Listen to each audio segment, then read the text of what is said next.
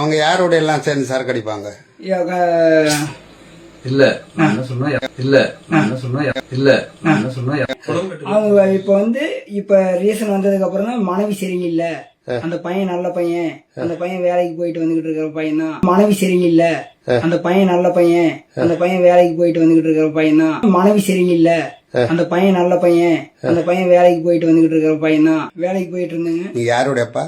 தர்ஷினியோட அப்பா. தர்ஷினி இப்ப சூலூர்ல காலமான பொண்ணு பாப்பாட அப்பா. அப்பா சொல்லுங்க. என் பேர் ரகுபதிங்க.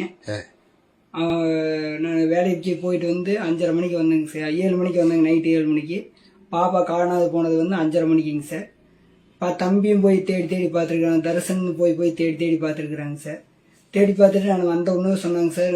சொன்னான் தம்பி, அக்கா காணாங்கப்பா, எங்கே போனான்னு தெரியலீங்க. இல்லைங்க, நீங்க வரும்போது உங்க மனைவி எங்க இருந்தாங்க? வீட்டில் தான் இருந்தாங்க. என்ன நிலைமையில இருந்தாங்க? ஃபுல் போதைங்க. போதை சரக்கு அடிச்சு தான் இருந்தாங்க. ஆமாங்க. உங்களுக்கு சரக்கு அடிக்கிற பழக்கம் இருக்கா? இல்லைங்க சார், எந்த பழக்கம் இல்ல. எந்த பழக்கமும் இல்லை. உங்க வைஃபுக்கு எத்தனை வருஷமா சரக்கு அடிக்கிற பழக்கம் இருக்கு? வருஷம் பூரா அப்படியே தான் இருந்ததுங்க சார். ஓகே. அவங்க யாரோட எல்லாம் சேர்ந்து சரக்கு அடிப்பாங்க? இல்ல என்ன சொன்னா உங்க வீட்டுக்கு அந்த கார்த்தி என்ற பையன் போயிட்டு இருப்பானா? நான் இல்லாதப்ப போயிட்டு இருந்திருப்பானுங்க. அக்கம் பக்கத்துல உங்களுக்கு சொல்லி இருப்பாங்கல்ல? சொல்லலீங்க, எதுவும் சொல்லலீங்க. அவங்க இப்ப ரீசன் வந்ததுக்கு அப்புறம் தான் மனைவி சரியில்லை, அந்த பையன் நல்ல பையன், அந்த பையன் வேலைக்கு போயிட்டு வந்துகிட்டு இருக்கிற பையன் தான்.